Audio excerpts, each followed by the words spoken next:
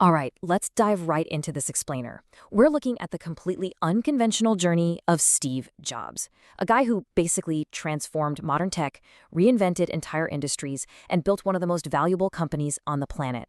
And listen, if you're sitting in a lecture hall right now, or maybe you're studying late in the library grinding for your degree, this story is going to completely challenge how you think about your own path forward.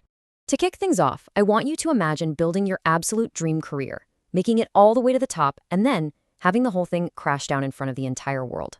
Imagine getting fired from your own company. Crazy, right? As university students, we're constantly graded, tested, and pretty much taught to avoid failure at all costs. But ask yourself, how could a massive, super public failure actually be the secret ingredient to changing the world? Just kind of keep that in the back of your mind as we go. Section 1. Dropping out to start up. So starting back in 1955, Steve Jobs was adopted by a working-class family out in California. Now, instead of being that outstanding, straight-A student we usually associate with massive success, he was just this curious, rebellious kid who literally constantly questioned the status quo. When he dropped out of college after just 6 months, most people saw total uncertainty, a dead end. But Steve, he saw pure opportunity. Actually, a pretty surprising fact here. Dropping out allowed him to just sort of drop in on a calligraphy class for fun. It seemed like a totally useless detour at the time, but it later became the secret behind the beautiful, revolutionary typography on the first computers. So he didn't just wander aimlessly, he focused on what actually mattered to him. Moving on to Section 2, the Garage Revolution. Right, so in 1976, Jobs teams up with his buddy Steve Wozniak, and they start a small company in a totally humble family garage. Now, you gotta remember, at that time, computers were incredibly complicated. They were these massive, room-sized machines, basically reserved for giant corporations or specialized labs. But their entire goal, their whole mission, was anchored on simplicity. They wanted to make technology accessible to everyday people like us. By obsessing over the user experience, literally from day one, they proved that massive, world-altering empires don't need to start in some shiny corporate boardroom with endless funding. And that brings us to 1984. Now, I know, it sounds like a dystopian novel, but in tech history, it was the exact opposite. This was a monumental turning point where Apple's rapid growth really culminated in a true, undeniable revolution for the consumer. That revolution was the Macintosh computer. Look, before this, using a computer literally meant typing out complex, super intimidating lines of code just to do basic stuff. The Macintosh changed the whole game by introducing a graphical interface and an integrated mouse. It made computers incredibly easy to use. And this really established Jobs as a visionary leader, someone who brilliantly married hardcore technical functionality with beautiful, intuitive design. Those first products got massive attention, and a real revolution had officially begun. All right, Section 3. Fired from your own dream. Okay, really think about the hardest you've ever worked on a massive university project, or maybe a really tough internship. Now imagine someone just taking all the credit and locking you out of the building. In 1985, after some really heavy internal disagreements, Jobs was ousted from Apple by John Sculley. And get this, Sculley was a CEO Jobs had personally recruited. Imagine the crushing anxiety of losing the absolute one thing you poured your heart and soul into building. Honestly, most people would have just completely given up right then and there. But Steve Jobs definitely didn't give up. Years later, he actually described this super painful abyss with a profound shift in perspective. He literally called it one of the best things that ever happened to me. I mean, why? Because it replaced the heaviness of being successful with the incredible lightness of being a beginner all over again. It completely freed him from corporate constraints and let him enter what became one of the most creative periods of his entire life.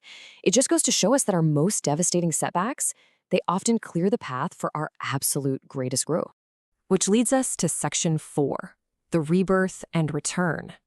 So, refusing to let that massive failure define him, Jobs steps bravely back into the unknown of the startup world and founds a brand new company called Next. And alongside Next, he also buys this small, little-known animation studio. At the time, basically no one believed animated movies could be major Hollywood blockbusters. Well, that studio became Pixar, and when they released Toy Story, they completely changed animation forever. But meanwhile, Next was quietly building this incredibly powerful operating system framework that Apple would eventually desperately need. He proved, once again, that a huge failure is really often just the preamble to an even bigger success. Section 5. The Greatest Comeback. Let's fast forward a bit to 1997. Apple is struggling financially, facing near bankruptcy, and they desperately need their visionary back.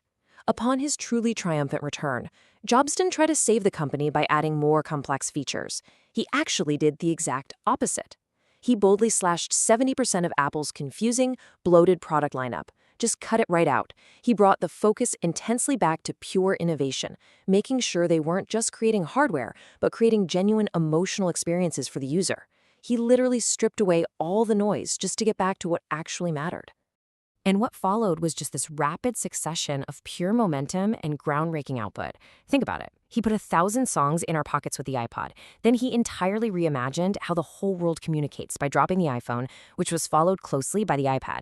He continuously transformed entire massive industries, music, phones, computing, all because he relentlessly focused on that simple, intuitive user experience.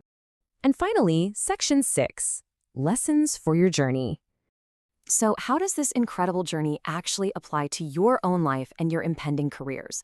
Well, it pretty much distills down into 4 really powerful rules you can adopt right now. First, think differently. Don't just accept the academic or corporate status quo.